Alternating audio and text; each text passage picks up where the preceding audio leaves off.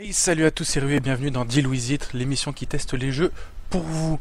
Aujourd'hui, le test va se porter sur le Seigneur des Anneaux, l'ombre du Mordor, ou Shadow of Mordor pour les anglophones, qui est disponible sur PC, PS4, PS3, Xbox One, Xbox 360, en gros sur toutes les plateformes gaming possibles.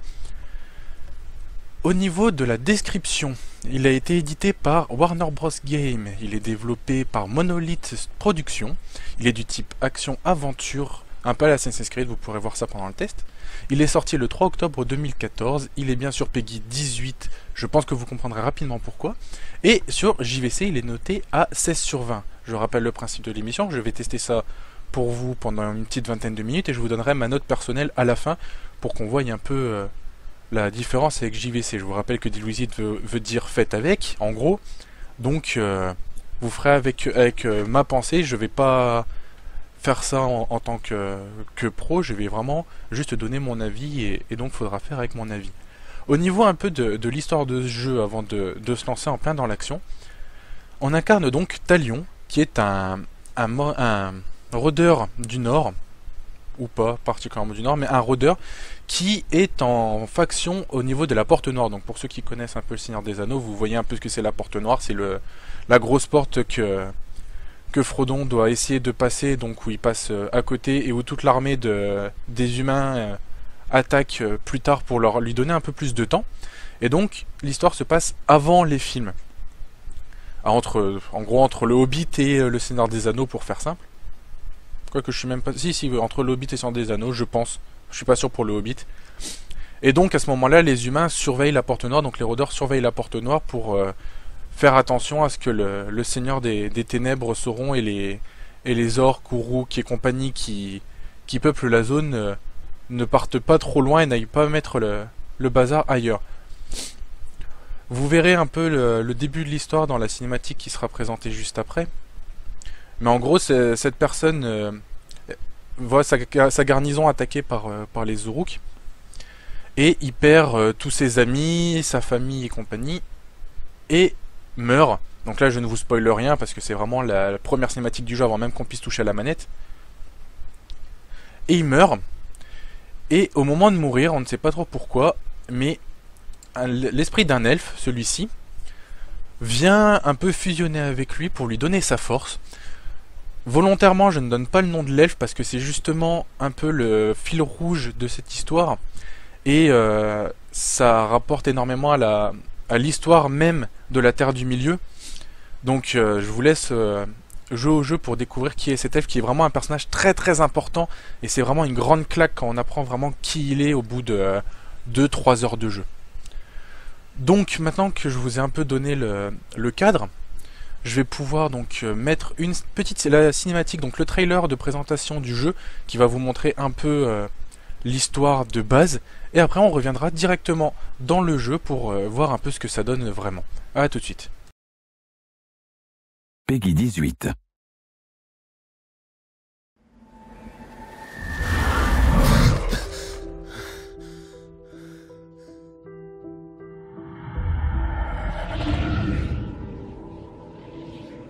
Quel est cet endroit? Suis-je mort?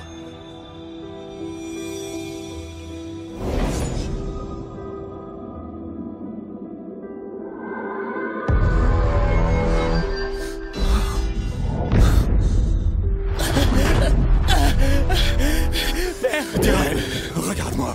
Je suis leur fils! Je suis juste là! Comment est-ce possible? Tu es banni du royaume des morts. Ioret! Ioret! Nous nous retrouverons, mon amour, bientôt et pour toujours. Bientôt, nous serons ensemble à nouveau. Que m'est-il arrivé? Une malédiction nous lie tous les deux. Comment pouvons-nous briser ce sort? Nous devons trouver celui qui nous a maudits.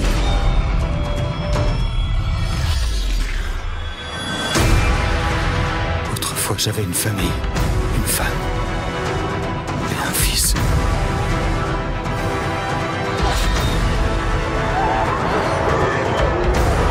Je les ai enterrés avec toutes les personnes que je connaissais.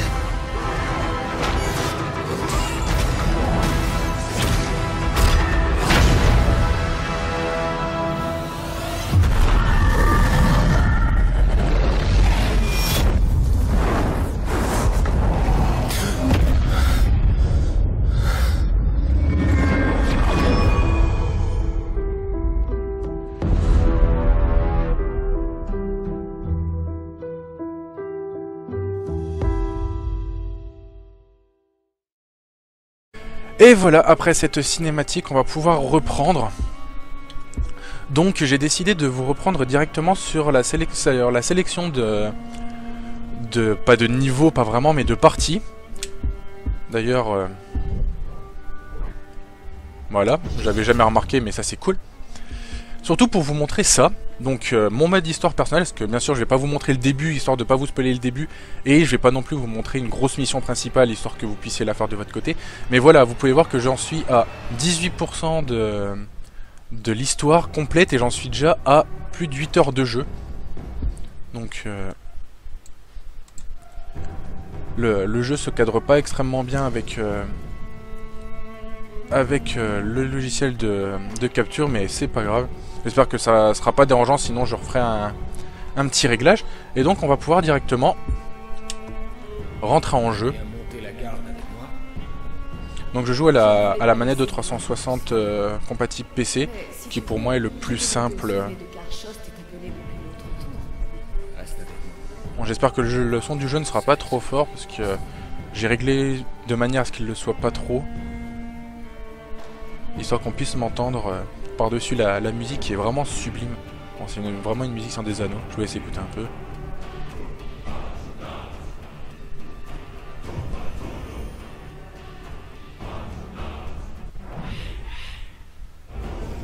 Hop. Et donc là, on arrive un peu dans le vif du sujet. Donc, c'est Assassin's Creed. Clairement, je vous le dis tout de suite, comme ça on sera fixé. C'est Assassin's Creed à fond. Y a rien à redire là-dessus. Le jeu est beau, je suis en low parce que mon PC supporte pas vraiment plus, on va dire. Et déjà là il est sur les genoux. Il est très très fluide en low, mais bon avec le logiciel de record ça aide pas du tout. Et donc c'est de Assassin's Creed, ce qui fait qu'on a déjà les tours de l'aigle, desquels on peut sauter.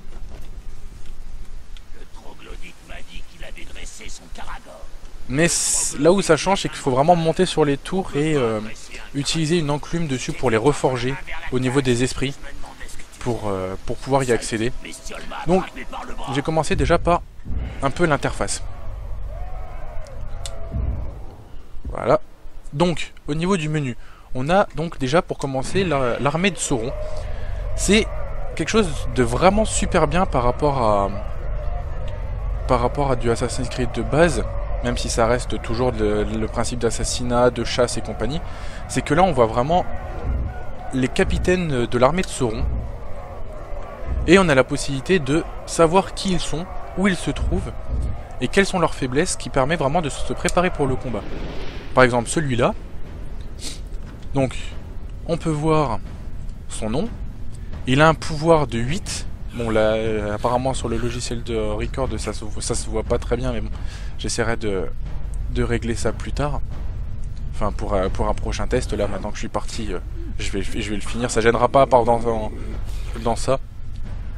Donc on a sa motivation, on sait dans quel type de mission il va falloir aller le tuer. Là par exemple il faut interrompre son duel, donc ce qui veut dire qu'il sera en duel avec quelqu'un d'autre.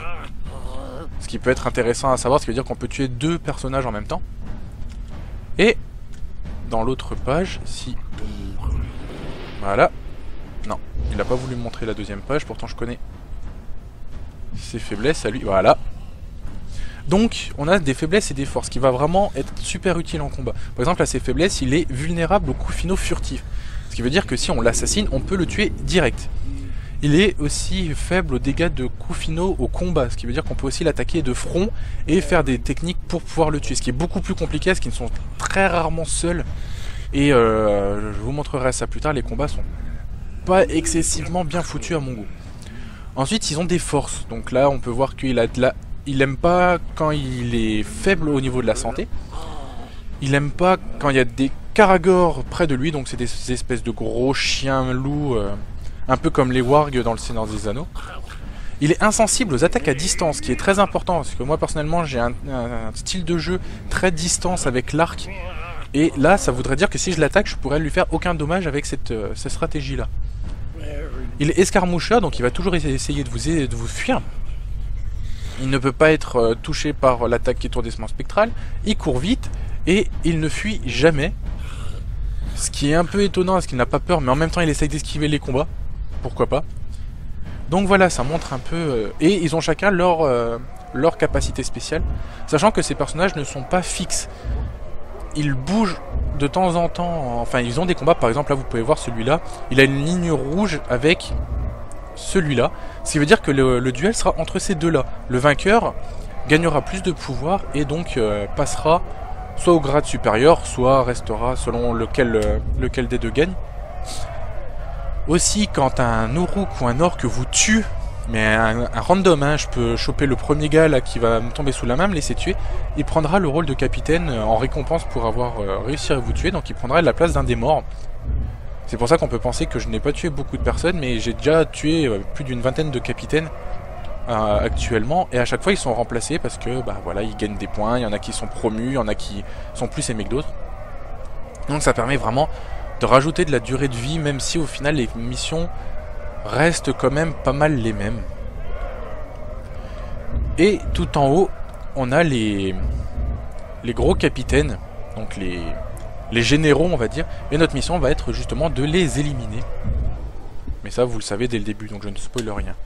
Ensuite, au niveau des armes et des runes, dans ce jeu nous avons 3 armes. Urfael, donc l'épée de corps à corps, Askar, l'arc d'esprit, et, j'expliquerai ça plus tard, Acharn, donc une épée brisée, vous verrez de vous-même dans l'histoire un peu d'où vient cette épée. Et donc c'est les 3 armes que nous avons, donc une dague pour les assassinats, un arc pour l'attaque à distance, et une épée pour l'attaque au corps à corps, bien sûr. Ce qui est logique. Ces armes, on peut les améliorer en leur mettant des gemmes, enfin des glyphes, que l'on récupère sur des boss. Donc là par exemple vous pouvez voir que j'ai pas de glyphe sur celle-là, donc je vais pouvoir mettre celle-là. Voilà, parce que c'est une gemme épique et que même si les dernières chances sont très compliquées. Et là pareil, hop, voilà. Non, ça je l'ai déjà, donc je vais mettre ça. Voilà. Donc ça permet vraiment d'améliorer les armes et d'avoir un style de jeu bien à soi un peu plus facilement que dans du Assassin's Creed. Je vais beaucoup faire le parallèle avec AC parce que c'est vraiment de là que vient la base du jeu clairement, parce que c'est clairement un pompage en mode Seigneur des Anneaux. Avec du mieux et du moins bien on va dire. Ensuite on a des arbres de compétences. Donc on peut mettre des points quand on monte de niveau.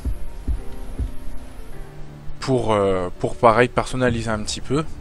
Des attributs qui se gagnent grâce à des récompenses spéciales pour pouvoir augmenter plus des choses de base, le nombre de vies, le nombre de flèches, le taux de concentration et le nombre de gemmes sur les arbres, sur les armes, qui permet également de passer plus facilement. Donc soit on farm, soit on y va un peu à la YOLO et on essaye de passer sans forcément avoir tout ce qu'il faut.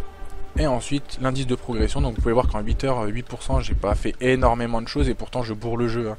Je passe pas mon temps à regarder à gauche, à droite.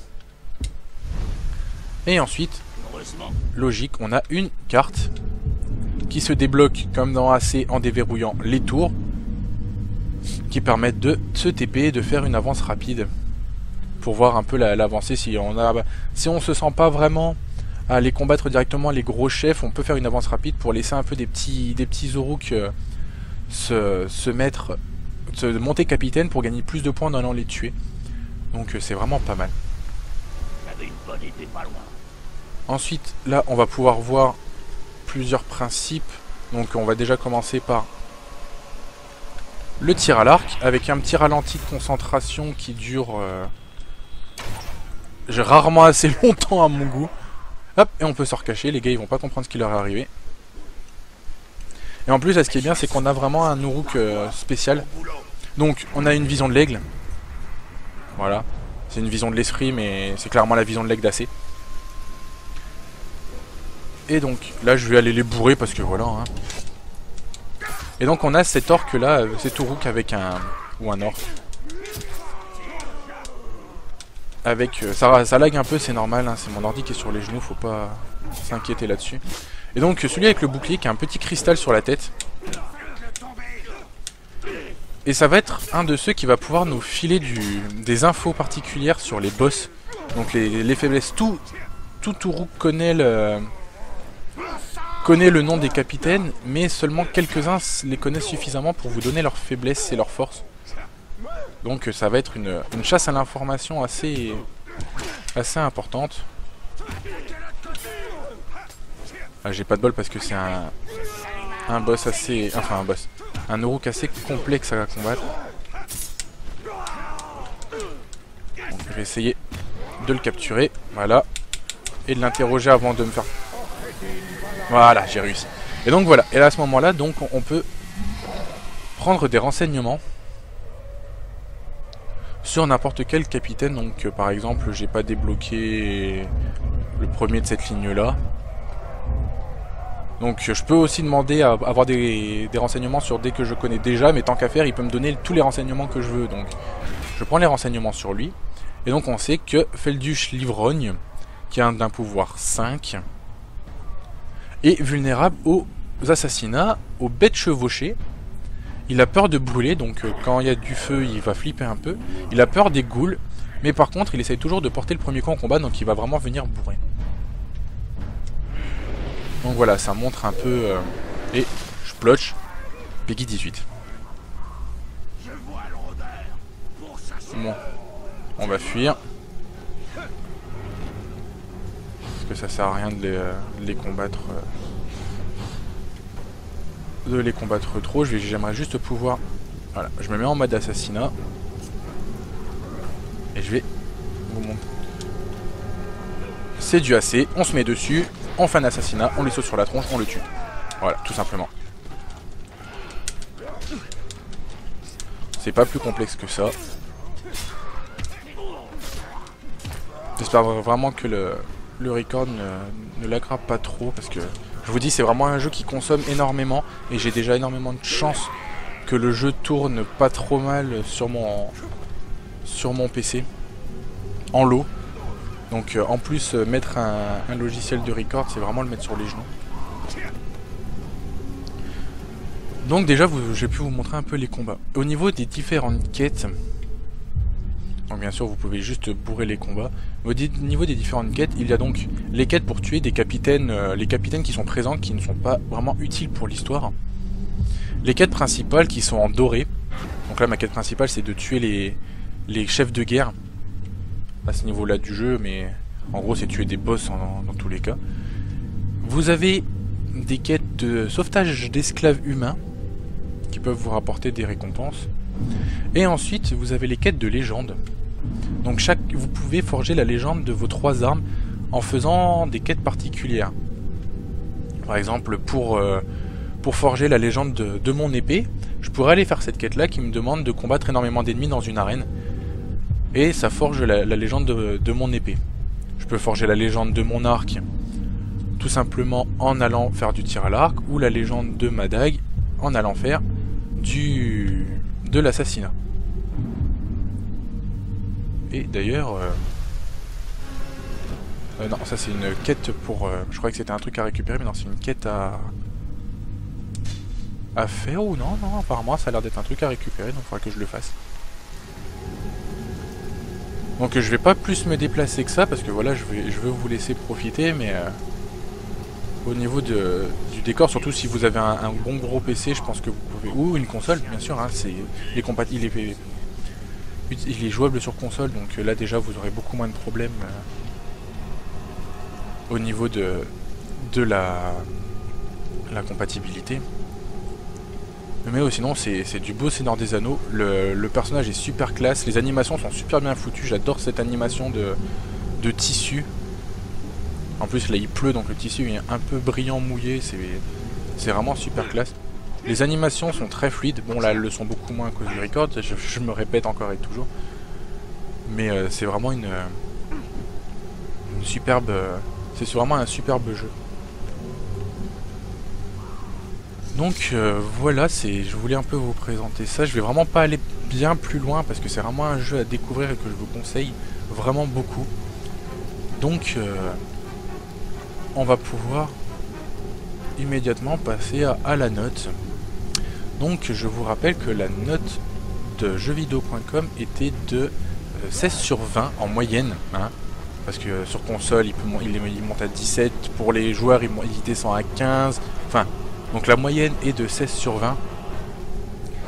Et moi je serais un peu plus généreux, je monterais à 18 sur 20. Clairement c'est rare que je donne des très bonnes notes à des jeux, mais déjà c'est une grosse surprise par rapport aux sorties du moment qu'il soit suffisamment bien codé pour tourner sur des petites configs, et pourtant il est beau, hein, clairement. Je sais pas ce que ça donnera en ultra, mais déjà en ultra low il est vraiment très beau. Et comme je suis un grand fan d'Assassin's Creed et que j'ai été pas mal déçu par le dernier épisode, enfin le dernier jeu, c'est bon de voir qu'on peut réutiliser le même principe que cette franchise en lui collant une autre franchise, en ayant un jeu vraiment super bien foutu. Donc ça aide vraiment à ce que la notation soit très bonne. Il y a quelques soucis au niveau du mappage des touches par contre, ce qui fait qu'il perd pas mal de points. C'est que cette touche là qui permet d'attraper les ennemis permet également d'effectuer les actions, que ça soit attraper un ennemi, que ça soit attraper du soin, que ça soit activer une quête. C'est toujours le même bouton. C'est le bouton, pour moi c'est le bouton RB, sachant que RT c'est le bouton pour se mettre à couvert ou se cacher. Donc c'est très compliqué d'avoir les doigts sur les deux boutons pour moi. Et ça réagit très mal. Et si en plein combat on essaie de se soigner et qu'on veut attraper et qu'il y a des ennemis qui nous attaquent, qu'on est un peu pressé, on va bouger et on va essayer d'attraper le soin, et en plein milieu du combat il va essayer d'attraper un Nourou qui va sûrement même réussir à le faire, alors que nous tout ce qu'on veut c'est de pouvoir se soigner. Et c'est personnellement pratiquement le seul reproche que je vais faire au jeu, parce que les missions sont dures, les ennemis sont assez compliqués à tuer, les combats sont assez longs, mais clairement c'est pas gênant en soi parce que ça rajoute de la vie au jeu, ça rajoute de la difficulté, c'est pas vraiment un jeu casu, ni un jeu hardcore, c'est vraiment un jeu bien dosé pour ce qu'on va en faire. Et franchement c'est un jeu que je recommande, et c'est pour ça que je lui mets une note aussi bonne, donc la note de 18 sur 20. Sur ce, j'espère que ce test vous aura aidé un peu à vous décider si vous voulez ou non jouer à ce jeu. Vous pouvez bien sûr laisser dans les commentaires si j'ai oublié de donner quelques informations, ou si vous avez des questions bien particulières auxquelles je n'ai pas répondu pendant ce test, je répondrai dans les commentaires. N'oubliez pas bien sûr de me laisser votre avis aussi en pouce vert, et j'espère pas en pouce rouge, mais vous pouvez également, sur le test, et bien sûr de vous abonner à la chaîne pour voir les autres vidéos, et également les prochains tests sur les prochaines sorties qui se feront, ou sur des découvertes de jeux que je ferai entre temps.